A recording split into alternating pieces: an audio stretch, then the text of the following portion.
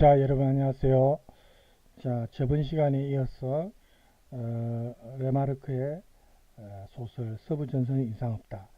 그리고 이제 영화화 되었죠. 이 소설과 영화 속에 내포된 실존주의에 대해서 계속해서 이어서 하겠습니다.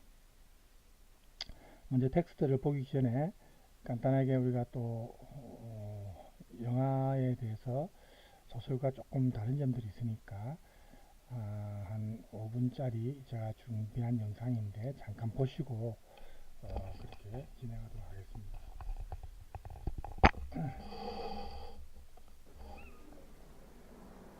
Battalion, attain! Turn! Present! Arms!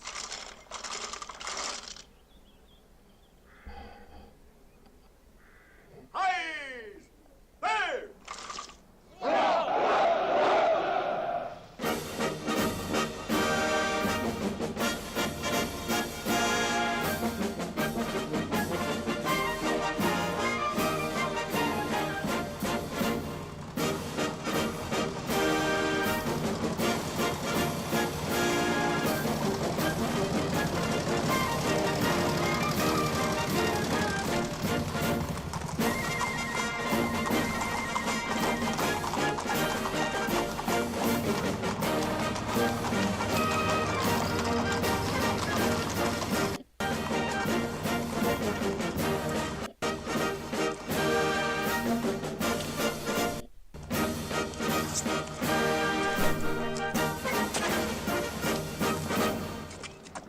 Battalion Commander, sir.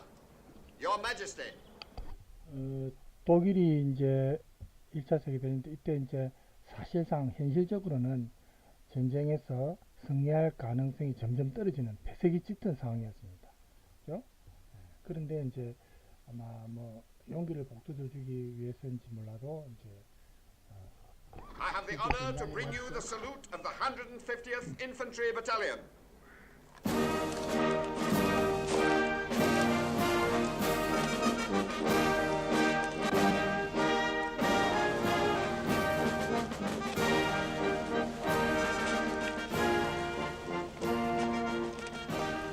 Your Majesty, Soldier Bernard. Your Majesty, Soldier Langer.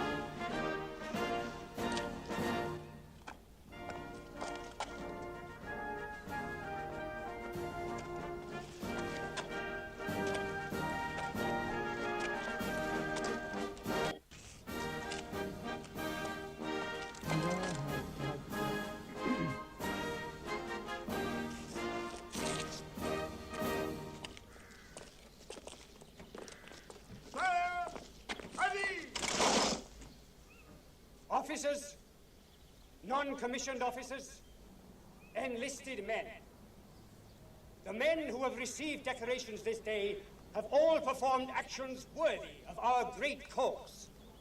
Henceforth, country, if you do, my soldiers, I am certain that every one of you will one day wear a medal pinned on you by your Kaiser. You have all done your duty in the noble tradition of the German warrior. You have shown the world our might. You have stricken our enemies with fear. With God's help, you are winning a glorious victory for the fatherland. 이렇게 전쟁이 이제 거의 폐색이 짙은 상황에서도 그 아직 인정하지 않고 그죠? 계속해서 이제 전투에 적극적으로 임하는 걸 이제 독려하기 위해서 장군이 지금 왔어요. 그죠? 그렇지만 이미 전장에서 실제로 전투에 임하고 있는 병사들은 전쟁의 분위기를 어떤 결과가 도래될지를 이미 알고 있는 겁니다. 느낌으로. 그죠?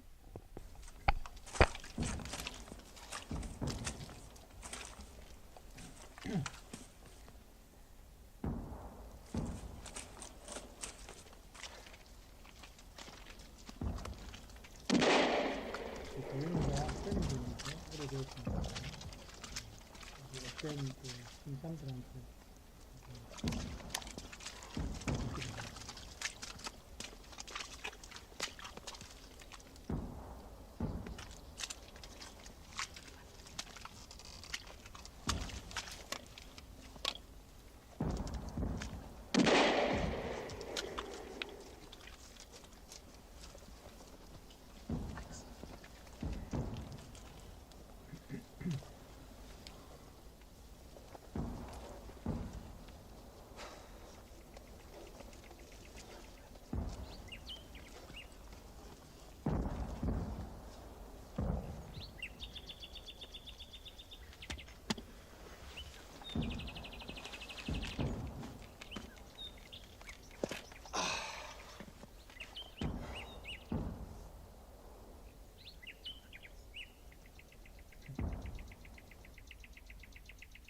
종달새가 인사를 보니까 이게 약간 상징적인 역할도 있어요. 처음에 이제 소설도 그렇고 영화에서도 첫 장면을 보면 종달새를 이제 학교에서 종달새를 그리는 장면이 나오잖아요. 보입니다. 그죠? 그러다가 이제 교수한테 꾸지람 받고 이렇게 하는데 지금 전장에서 이제 종달새를 종달새를 그리려고 일어나다가 이렇게 되는 겁니다. 영화에서 그죠?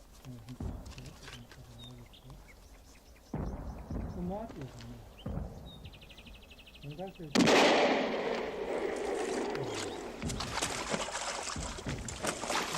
그리려고 일어나다가 전투 중에 사망한 게 아니고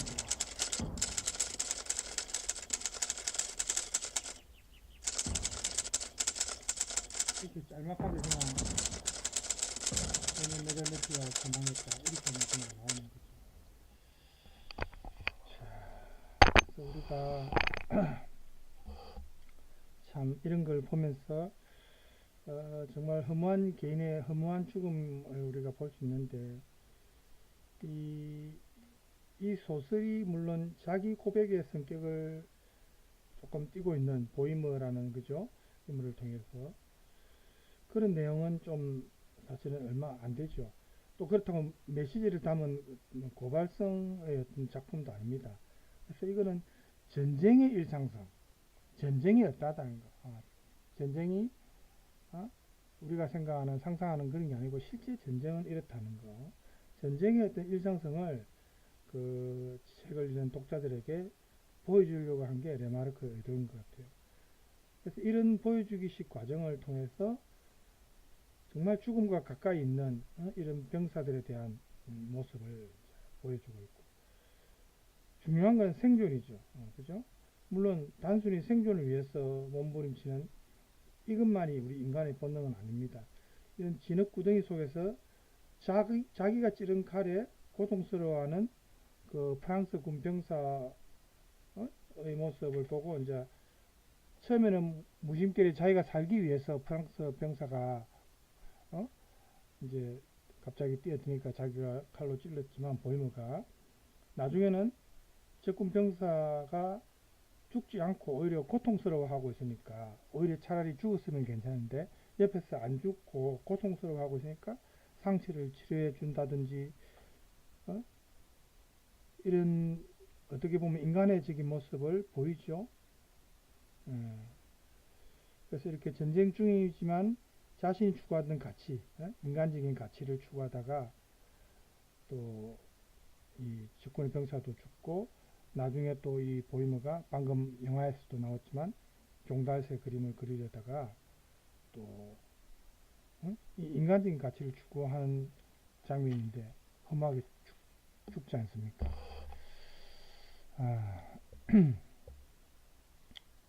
자, 그래서 우리가 텍스트 저번에 이제 하다가 얘기 말았는데 133쪽에 그죠? 이렇게 전투 장면만큼이나 우리 이 등장 인물들 간의 어떤 우정이라든지 왜냐하면 같은 반에 있는 학생들이 거의 다 전쟁에 참여해서 뭐 한 2명 정도 빼고 다 죽죠.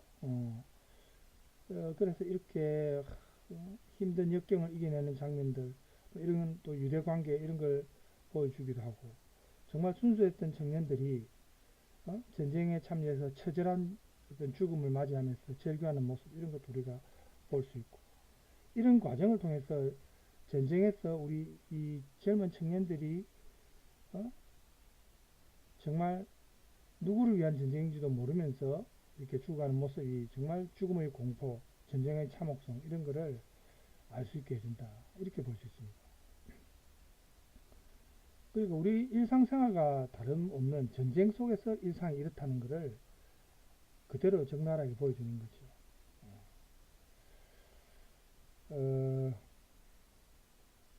그 이제 전쟁에 참여하도록 독려하는 그 담임 선생인 칸토레크라는 사람은 아주 어떻게 보면은 교묘한 어떤 말솜씨, 문구 이런 걸 교묘하게 속이는 이런 익숙한 사람입니다. 이런 문구에 그렇게 이제 보이면 생각하는 거죠. 나중에 지나고 나서 생각해보니까 그래서 보이모와 친구들이 이렇게 참 그 전쟁에서 적의 포탄이 떨어지는 그 포화를 뚫고 그죠? 나가는 동안에 이제 자기들이 배웠던 세계관은 완전히 무너지는 겁니다. 실제 전쟁은 우리가 생각하는 거하고는 다른 거구나. 이렇게 비참하구나 라는 거를 그 우리 여기 텍스트에도 뒤에 나오지만은 그러니까 여기 카친스키라는 보임의 친구 한 말을 잠깐 보세요. 교육이란 사람을 바보로 만든다. 이런 말까지 합니다.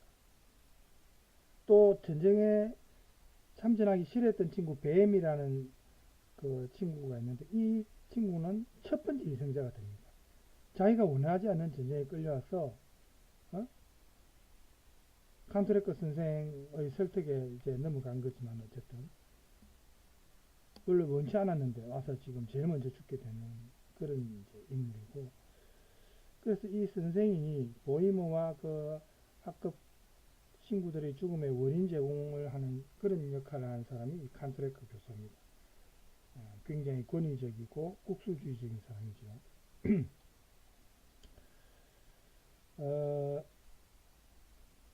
그러니까 처음에는 보이머와 이 학급 학생들이 이러한 국수주의에 오히려 뭐 여기에 존경심을 표하면서 칸토레크가 믿는 것에 자기들도 공감하고 이래 했는데 실제로 전쟁에 참여해 보니까 자기들이 속았다는 거죠. 그게 아니라는 거죠, 현실은.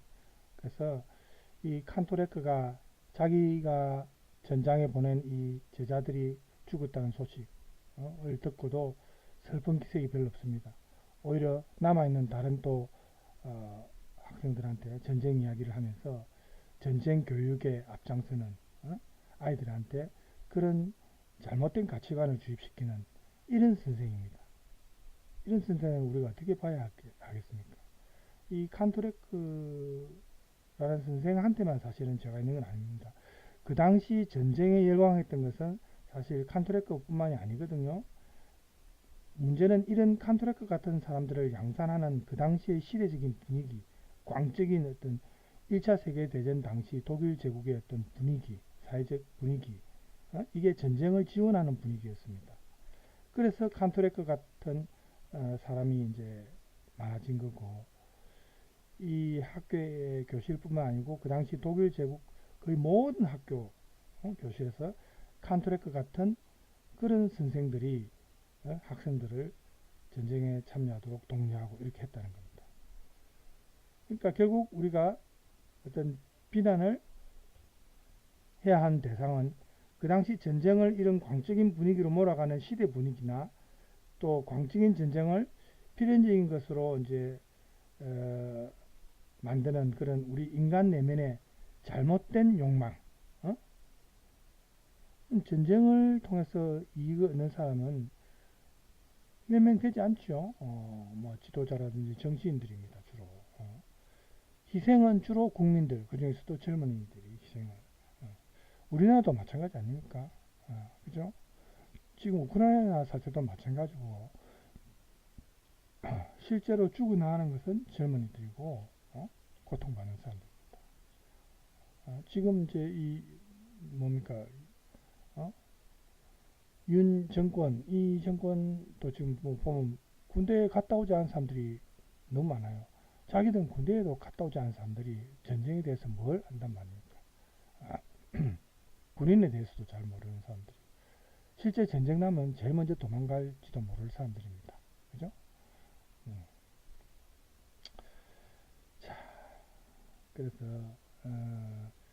이제 이 소설의 스토리하고 영화의 스토리를 보면은, 뭐 거의 비슷하지만 조금 영화가 영화적인 어떤 효과를 위해서 조금 설정을 바꾼 경우는 좀 있습니다. 그래서 이제 소설의 스토리를 우리가 이렇게 보면은 135쪽에 나오죠. 뭐 비슷한 점은 소설이나 영화나 이제 인물 간의 신뢰와 우정, 유대관계 이런 거는 동일하게 보입니다. 순수했던 청년들이 이제 죽게 되는 걸 이렇게 묘사한 비극적인 구조, 그러니까 이런 건 비슷하고, 영화와 주인공 보이머의 죽음을 다소 다르게 묘사한 건 이제 이 소설에서는 그 보면은 소설에서 보면은 보이머는 조금 처음과 달리 점점 순수성을 잃어가죠. 그래서 그 순수성을 다시 되찾으려는, 그 순수성으로 다시 복귀하려는 그런 과정. 그러니까 아까 종달새, 상징적인 장면이죠. 종달새 그림을 그리려다가 목숨을 잃는 과정이라든지 이런 게 이제 우리가 인상적인데, 여기 보면 보수적인 독일의 민족주의자들도 이 소설에서 많이 나옵니다. 그래서 소설의 스토리를 이 보이머와 그 학급 친구들, 그리고 독일의 민족자 이야기, 이렇게 이제 대비시켜서 우리가 생각해 볼 수 있고, 또 민족적 영웅주의를 가지고 있는 인물들하고 칸토레크라는 교사, 또 힘멜스토스라는 교관, 그리고 고향에 있는 그 이제 군대에서 퇴역한 군인들, 이런 사람들이 이제 있죠. 그래서 우리가 텍스트를 보면은 지금 시간 관계상 뭐 다 하지는 못하고 136쪽에 보면은 이 보임의 죽음을 다루는 스토리 에피소드들이 순서대로 쭉 이렇게 나옵니다. 그죠? 우리가 문학 작품 보면 알 수 있지만 영화를 봐서도 어느 정도는 알 수 있습니다. 그죠? 이게 이제 순서대로 이렇게 되고, 그 다음에 보이머가 잠깐 중간에 이제 고향으로 돌아오죠.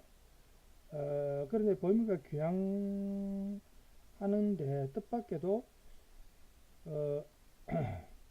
이게 귀향한 게 보이머가 죽게 되는 결정적인 영향을 미치는 사건이 됩니다. 이 소설에서 보면은 자기 자신으로부터 도망칠 수 없는 우리 인간의 실존주의적 운명론, 이거하고 이제 연결할 수 있는데, 소설에서는 보이머와 이 같은 반 거부들이 이 서부전선 에피소드를 처음부터 이야기하면서 전쟁에 참여하게 만든 그 기성세대들, 그리고 그들의 엄격한 군 훈련관인 힘의 스토리 에피소드, 이런 게 이제 소설에서 많이 나오는데, 이 보이머의 친구인 캔머리히가 죽게 되는 것은 보이머와 그 같은 반 친구들이 현실감을 이제 깨닫게 되는 계기가 됩니다. 이 캔머리가 죽는 걸 통해서 이제 보이머와 이 친구들은 자신들이 이상적으로 생각하고 영웅적이다, 남성적이다, 용감하다, 이렇게 표방하고자 자기들이 선택한 전쟁이 결국은 죽음이라는 그런 어두운 세계로 자신들을 내몰게 된다는 거.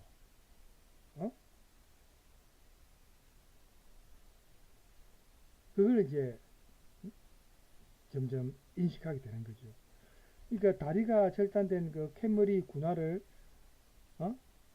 탐을 내 가지고 그 병동에서 누군가가 캔머리계의 시계를 또 도둑질하기도 하고, 하루에도 수십 명씩 목숨이 사라지는 그런 피비린내 나는 전쟁의 현실이 그대로 묘사가 됩니다. 작품에서. 그래서 이 전장으로 보내지기 전에 이 보이머와 같은 반 친구들은 영화에서도 잠깐 나오지만은 우리 저번 시간에 봤죠. 훈련장에서 그 굉장히 지독한 하사 힘멜스토스를 교관으로 해서 고생을 많이 하죠. 그래서 그런 얘기도 이제 쭉 나오는데, 보이머가 이제 부상을 입었다가 이제 치료되어서 이제 집으로 잠깐 복귀하죠. 그런데 집에 가보니까 암이 재발해서 병상에 누워있는 어머니를 이제 보고 어머니를 좀 안심시키려고 합니다. 어머니는 항상 아들이 걱정이 되니까, 그죠? 암까지 걸린 상태에서. 그러니까 자기가 고향에 돌아보니까 자기가 있던 전장하고는 완전히 분위기가 다르죠. 마을에 오보니까 여기는 전쟁 분위기는 전혀 못 느끼고 사람들이 평화롭고, 여기는 폭격도 없고 비명소리도 없으니까 전쟁의 참혹함을 사람들이 모르는 거예요. 그죠? 장기 뜨면서 전쟁을 무슨 게임처럼 얘기한다든지 그 고향의 어르신들이 전쟁을 겪지 않았으니까 실제로 그걸 보고 보이머가 마음이 편치 않는 거예요. 다시 전장으로 되돌아갑니다. 자기의 동급생들을 한 명이라도 더 자기 때문에 살 수도 있으니까 자기가 편안하게 고향에 머물 수가 없는 거예요. 그러니까 이제는 옛날처럼 그림을 그리고 시를 좋아하던 그런 인간적인 따뜻한 청년이 아닙니다. 이제 보이면 최전선에서 독일 군복을 입고 프랑스군을 죽이는 군인이 지금 된 거예요. 보이면 그렇게 변신한 거예요. 한 사회가 이러한 청년의 꿈과 삶을 어떻게 변질시킬 수 있는지를 보여주는 대목이다. 이렇게 우리가 또 볼 수도 있습니다. 이 전쟁이라는 참혹한 현실은 벗어나고 싶지만 벗어날 수가 없다. 그래서 보이머가 이제 보이머의 일은 이제 예전처럼 독서하고 뭐 이런 게 아니고 이제는 전투, 전쟁에 참여해서 전투하는 겁니다. 자기가 이제 갖게 된 인생에 대한 지식은 죽음입니다. 전쟁이 결국은 전쟁이 소중한 사람의 목숨을 앗아간 겁니다. 사랑하는 친구라든지 또 결국 자기 자신도 나중에 죽게 되죠. 이렇게 죽음을 이 작품을 읽으면서 우리가 순차적으로 죽음이 배치되는 것을 우리가 알 수 있는데 후반부에 가면은 전쟁에서 개인의 죽음이 얼마나 허망하다는 것을 우리가 알 수가 있어요. 너무나 많은 젊은이들이 죽으니까 이 죽음은 별로 크게 눈에 띄지도 않고 또 어떤 경우는 통계에서 포함되지도 않는 응? 그런 경우도 있습니다. 아주 미세한 작은 사건에 불과하다는 겁니다. 실제로 우리가 인생을 살아가는 데 있어서 죽음이라는 것은 얼마나 큰 사건입니까? 자기가 죽으면 이 세상에 없는 것과 마찬가지 아니잖아요. 그죠? 마찬가지입니다. 그리고 주변에 친지는 아는 사람이 죽어도 그것도 큰 충격이고, 그죠? 이게 전쟁에서 개인의 죽음이 얼마나 험한가를 이제 보여주고 있는데, 이러한 죽음이 보면은, 이렇게 하찮은 죽음으로 이렇게 전쟁에서는 드러나는 거예요. 그래서 이 소설에서는 이렇게 보이머라는 인물, 주인공 인물을 통해서 이 인간의 존재론적인 인식 과정, 이런 거를 이제 실존주의적 관점에서 보여주고 있는데, 이 소설이 보이머의 그 부대원들의 죽음과 부상을 쭉 일상적인 어떤 전쟁에서의 일상성으로 이제 쭉 묘사를 하지 않습니까? 그렇게 해서 좀 사실주의적인 면을 전쟁의 사실적인 면을 잘 드러내 보여주거든요. 그래서 이런 양상이 이제 우리가 개인의 실존에 대해서 생각할 수 있는 이제 계기를 준다는 겁니다.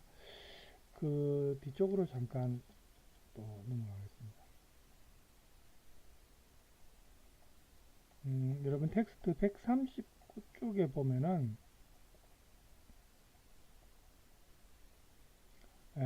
실존주의적 관점에서 바라보는 전쟁의 참거 여기 되어 있는데, 자, 요거 보기 전에 제가 잠깐 준비한 영상 잠깐 보고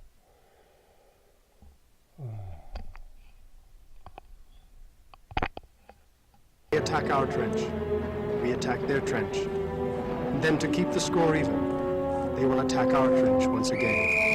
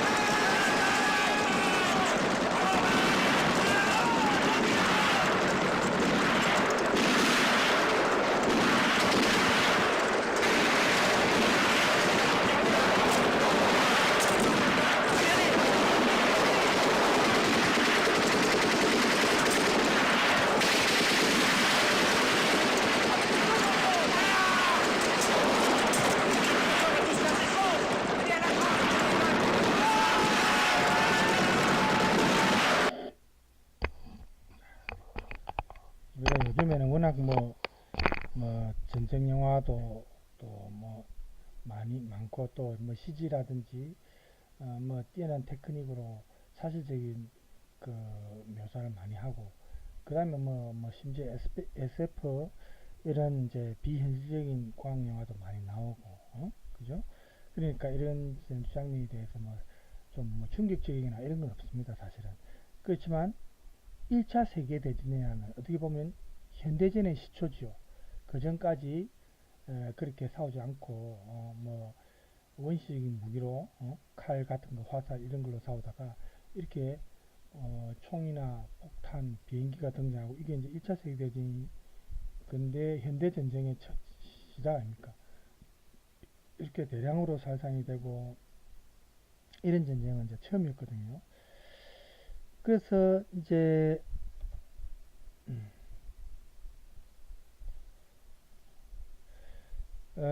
이 보이머 담임이었던 그 칸토레커 그 다음에 이제 군사 훈련할 때 훈련관에는 그 히멜스토스 하사 코스염 기른 사람 있죠? 키 좀 자그마한 사람. 그 다음에 보이머의 친구 카친스키 이 세 명이 이제 이 소설에서도 주인공을 제외하고는 조금 중요한 역할을 하는 인물인데 영화와 소설에서는 이 세 명의 인물이 약간 다르게 묘사됩니다. 소설에서는 칸토레크가 학생들에게 황제를 위해서 국가를 위해서 이렇게 외치는 맹신적인 그런 애국주의자로 보입니다. 그리고 신병교육대에서 보이모와 이 친구들을 못살게 굴었던 히멜스토 사사는 전쟁터에 와서는 오히려 보이모와 그 보이모 친구들한테 오히려 막 조소를 당하는 조롱당하는 인물로 또 나오죠. 그리고 보이모의 동료 병사인 카친스키는 굉장히 휴머니스트입니다. 보이모가 이 전쟁터에서 가장 신뢰하는 친구이면서 자기 같은 반 그부고 또 전쟁에서 보이모가 부상당했을 때 그런 아주 위험한 상황에서 구해준 동료 병사이기도 합니다. 그래서 칸토레크나 이 고향에 갔을 때 그 술집에 이런 전쟁에 실제로 참전 안 했던 입으로만 전쟁을 얘기하는 이상주의자들 이런 사람들과는 구별되죠. 보임의 전쟁터의 삶에 직접 함께하는 그런 친구입니다. 카친스키는 이렇게 이제 등장인물들이 이제 조금 역할이 주요 인물들이라고 볼 수 있고요. 그 다음에 이제 어린 병사를 죽일 수밖에 없는 상황, 그 영국군의 포격에 의해서 또 말들을 비롯해서 막 말들이 전쟁에서 말들이 죽는 장면들도 나오거든요. 소설에서도 나오지만 영화에서도 마찬가지입니다. 그래서 신병 하나가 보이머 곁에 쓰러져 있는데 이 친구 카친스키가 그 파편에 관절이 맞은 그 어린 병사가 너무 고통스럽고 괴로워하니까 오히려 총으로 쏴 죽이는 게 고통을 잊게 하는 게 낫겠다. 이렇게 말하는 보이머의 의견에 따라서 어린 병사를 죽입니다. 저렇게 젊고 귀여운 놈을 하면서 어쩔 수 없이 그 고통을 없애주기 위해서 죽이죠. 그래서 이런 전쟁이라는 큰 어떤 사건 앞에서 하나 파리 목숨 같은 그런 어떤 병사들의 모습이 이 보임의 시각을 통해서 우리가 볼 수 있는 겁니다. 그래서 신병이 이렇게 죽고 난 이후에 영국군 포격이 점차 멈춰지고 부대로 돌아가기 위해 차를 타고 돌아갈 때 또 폭탄이 터지죠. 그렇지만 뭐 다친 사람은 없습니다. 그래서 주의해라 전선이다 뭐 이런 말도 나오고 이렇게 전쟁에서의 사실주의적인 묘사 이런 게 카친스키와 보이머 이 두 인물의 시각을 통해서 묘사가 된다는 거. 그래서 이렇게 10대 소년들이죠. 정말 전쟁이 오지 않으면 학교에서 서로 장난치고 놀 수 있는 그런 10대 소년들이 벌써 이 죽음을 알게 되고 배우게 되고 비정함을 배우게 되고 두려움이나 뭐 이런 생활을 이제 그런 생활에 익숙해져야 되고 어? 독가스 살포 훈련도 방독면을 뒤집어서 이제 해야 되고 그죠? 그래서 점점 전쟁에 이제 익숙해지는 과정 네? 그런 이제 과정 우리가 볼 수가 있습니다. 그래서 이 병사들이 전쟁터에 보내지기 전에 국가에 대해서 말을 하던 그런 인물, 이제 자기 학교 다니면서 년 같은 사람, 그런 사람에 대해서 이제 이 청년들이 실제 전쟁에 와 보니까 자기들이 분노하게 된 거죠. 속았으니까, 그죠? 이 전쟁이 점점 독일한테 불리한 상황으로 이제 가게 되고, 보이무도 역시 이런 상황을 잘 알게 됩니다. 인식하고. 그래서 죽어가는 친구라든지 전우들의 모습을 자기가 직접 목격하고, 그런 현실에서 빠져나가기를 이제 희망하는데 전쟁이 막바지에 이르러서 나중에 뭐 폭탄이나 독가스나 탱크가 보임의 부대를 짓밟고 그들은 거의 섬멸당할 위기에 놓여 있게 되었다. 뭐 이런 표현도 나옵니다. 이질과 유행성 감기, 장티푸스, 이제 전쟁 통속에서는 이런 전염병도 유행하거든요. 왜냐하면 잘 식지도 못하고 계속해서 그 더운 상황에서 전쟁에 임해야 되니까, 그죠? 이런 전염병도 창궐하게 되고. 그러다가 중대장도 이제 나중에 총에 맞아 죽고. 원래 중대장은 수학에 능통한 사람이었는데, 전쟁에서는 뭐 수학이 무슨 소용이 있겠습니까? 그죠? 카진스키도 뭐 식사 운반 도중에 죽고, 이렇게. 그러니까 카진스키가 죽은 후에 보이면은 이제 자신의 친구의 죽음에 대해서 얘기를 하는데 어떤 얘기를 하냐면 우리 텍스트에서 한번 볼까요? 보이머가 하는 말을 직접 들어볼까요? 여기입니다. 이게 장면입니다. 나는 눈을 들어 주위를 둘러보았다. 몸도 함께 한 바퀴 돌았다. 또 빙글 돌았다. 내 몸은 그 원의 중심에 있었다. 눈에 보이는 모든 것은 언제나처럼 그대로였다. 다만 우리의 국경 수비수 스타니슬라우스 카진스키가 죽었을 뿐이다. 나로서는 그 이상의 것은 알 수 없었다. 아주 간결하게 보고하는 형식처럼, 그죠? 그러니까 주인공 보이머가 언제 어디에 있는지는 별로 크게 중요한 건 아니고, 이게 이제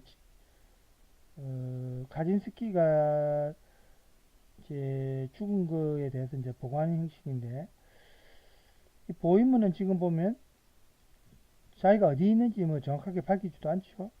오직 자기 자신만 살아있다는 게 지금 중요한 겁니다. 그리고 여기서 나타나는 게 불안감이죠. 보이머가 이제 이런 불안감을 느끼는 것은 어떻게 보면은 허무함이죠. 언제 어떻게 자기가 죽을지도 모른다는 허무함. 그죠? 인간 존재에 대한 어떤 실존에 대한 어떤 회의, 의심이나 회의, 허무함 이런 거죠. 몇 날 며칠이 어떻게 지나가든 자기가 지금 어떠한 상태에 놓여있든 그게 중요한 건 아니다. 자기를 둘러싸고 있는 온갖 대상으로부터 보이면은 멀리 떨어져 있습니다. 이 보이머한테는 모든 것이 낯설고 적대적입니다. 죽음까지도 낯설고 멀게 느껴집니다. 이 문장에서 보면 자기가 주위를 쭉 둘러보는데, 그죠? 몸도 함께 한 바퀴 돌았다. 또 빙글 돌았다. 내 몸은 그 원의 중심에 있었다. 눈에 보이는 모든 것은 언제나처럼 그대로였다. 다만 우리의 국경 수비수 카친스키가 죽었을 뿐이다. 나로서는 그 이상의 것은 알 수 없었다.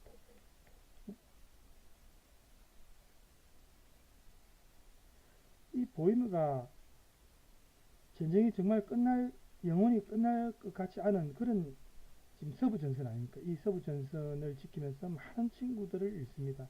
자기 같은 반 친구들 거의 다 죽죠. 결국에는 자기가 가장 믿음직스러워했던 전우였던 카진스키도 이렇게 죽는 겁니다. 그러니까 주위에는 아무도 남아있지 않는 거죠.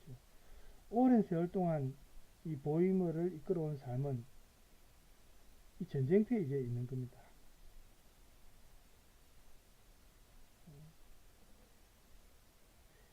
이 작품에서 보여주는 이제 우리가 볼 때 이 현실과 이상이 너무나 다르다는 거. 전쟁이 말하는 현실하고 독일 제국이 말하는 이상은 서로 거리가 있다는 겁니다. 독일인의 내면 속에 자리 잡고 있던 민족주의 이상, 이런 게 실제 전쟁에서는 이상과는 다르죠. 참혹한 결과만이 이제 남아있을 뿐이죠. 카진스키나 보이머는 전쟁을 겪고 싶지 않았던 그런 사람들입니다. 전쟁에서 빠져나오고 싶었던 사람들인데 결국은 어쩔 수 없이 전쟁에서 다 죽게 되죠.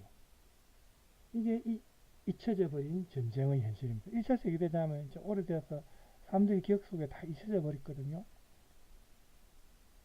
실제로 전쟁에 참여했던 사람들만이 어느 정도 거기에 대해 생각하고 기억하고 자다가 꿈에도 나타나고 하겠지만 전쟁에 참여하지 않았던 세대, 이런 세대들은 뭐 별로 관심도 없고 그게 그 전쟁이 어땠는지 기억도 하지 못하는 거죠. 그러니까 독일에서 기억 문화라는 게 활성화된 이유가 다 이런 데 있는 거죠.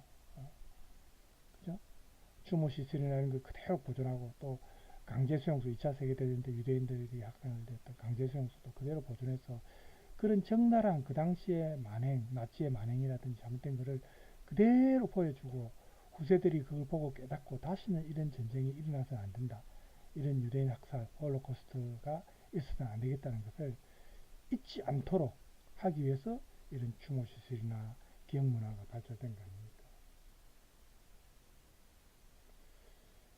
그래서 이 작품에서 보면 이 전쟁의 치열함 속에서 목숨을 잃어야 했던 이 보이머하고 카친스키라는 두 인물의 이 죽어가는 과정이 정말 어떻게 보면 무의미한 세계에서 무의미하게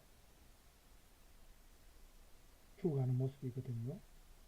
그런 인간의 어떤 의식을 이 작가가 치밀하게 묘사했다는 겁니다. 실존주의적인 관점에서. 그러니까 실존주의적 세계가 이 작품, 영화에서도 그렇지만 특히 문학 작품에서 아주 분명하게 드러납니다. 우리 인간이라는 존재가 무엇인가, 인간의 실존은 무엇인가, 이걸 다시 한번 생각하게 해주는 거죠.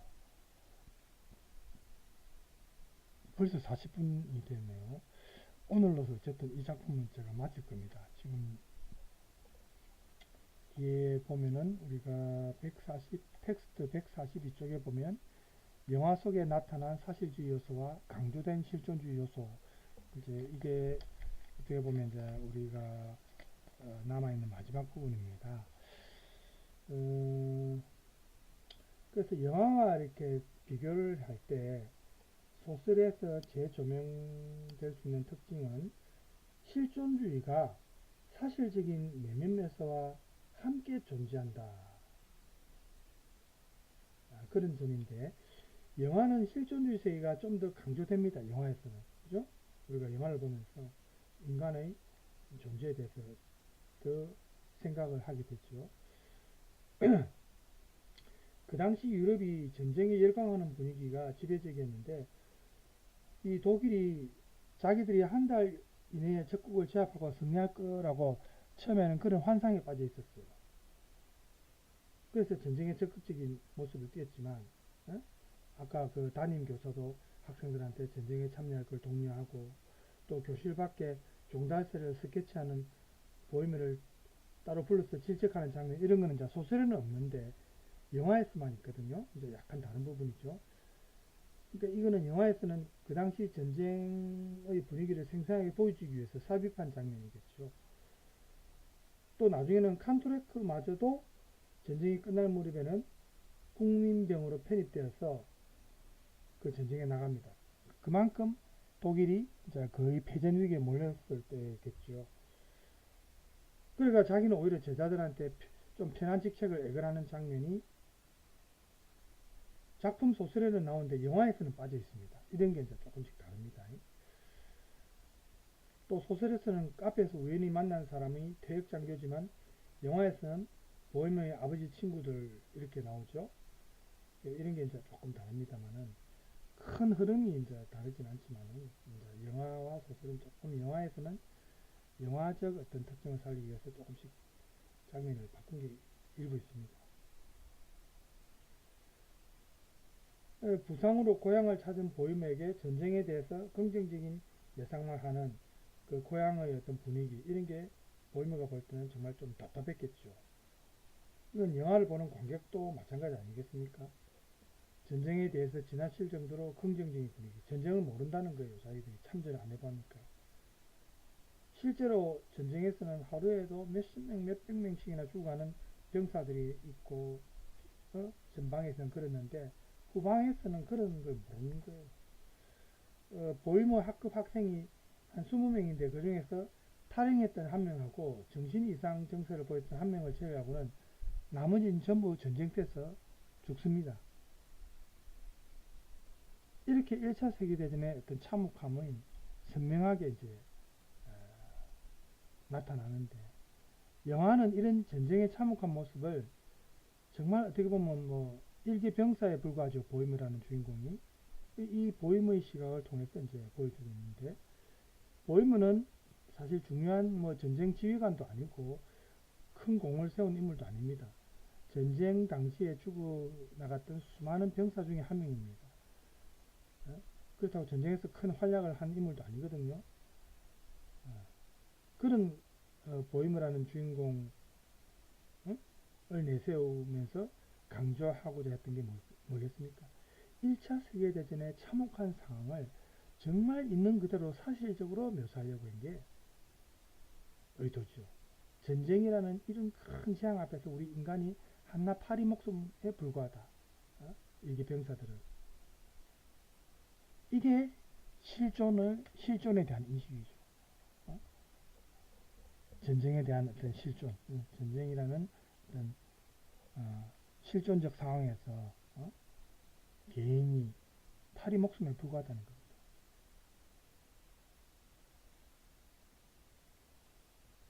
정말 총알 아까 동영상에서도 나왔지만 뭐 총알바지나 마찬가지 아닙니까, 그죠? 그 전장에서 앞으로 전진하면은 앞에서 기관총이나 뭐 이렇게 폭격하고 기관총 쏴야 되는데 자기가 운이 좋으면 안 맞겠지만 또 뭐 운이 나쁘면 맞아서 죽는 거고 그냥 총알바지인 거예요. 예.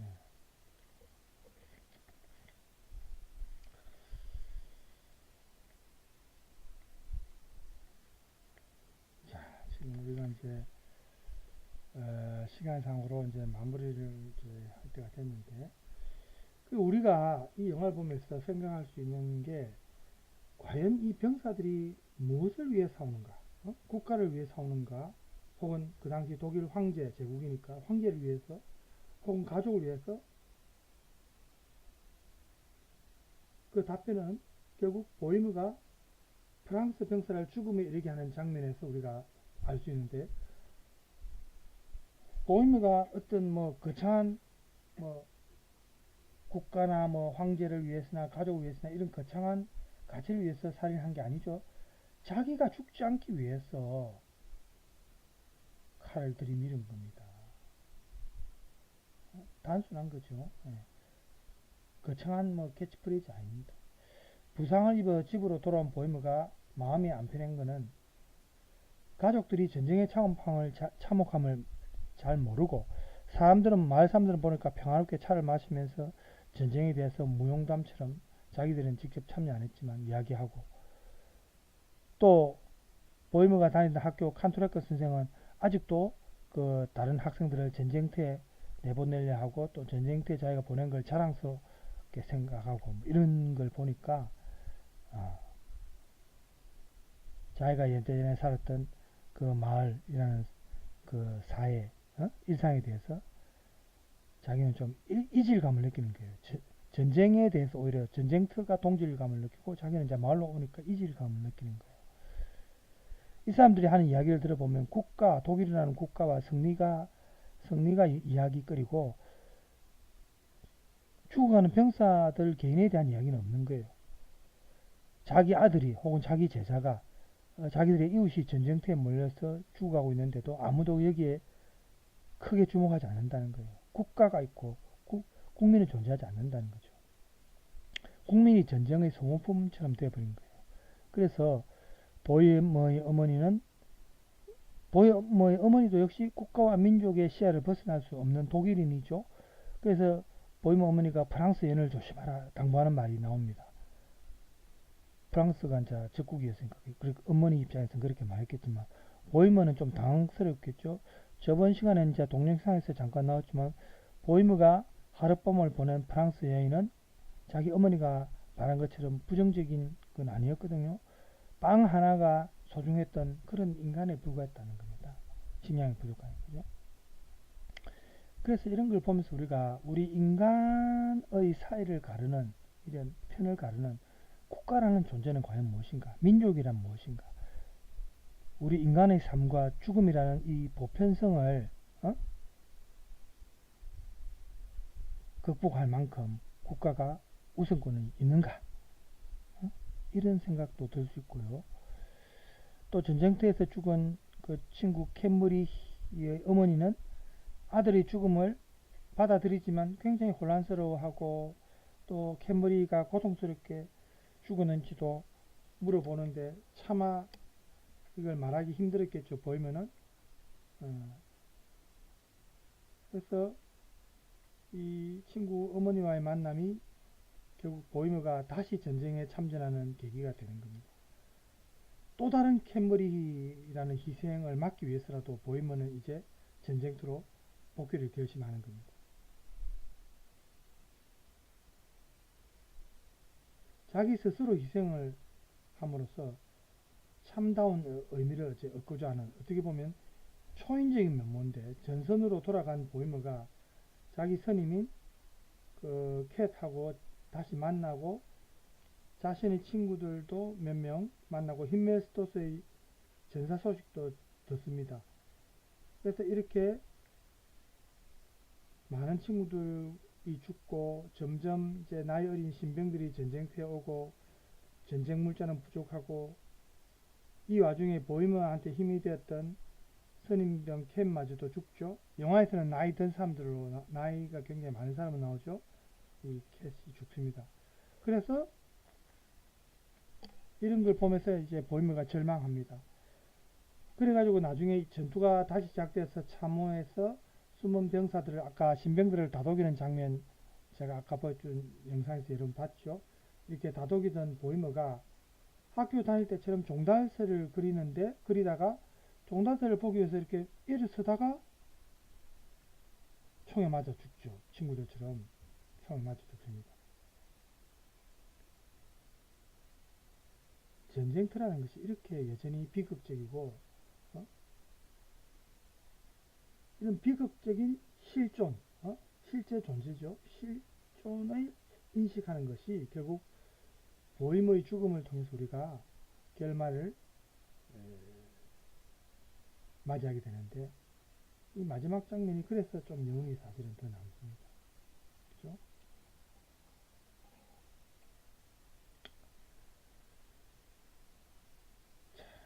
우리가 여러분도 전쟁을 겪은 세대는 아니고 저도 마찬가지입니다. 저도 586 세대고 전쟁에 대해서 얘기는 들었지만 실제 참전한 세대는 아니죠.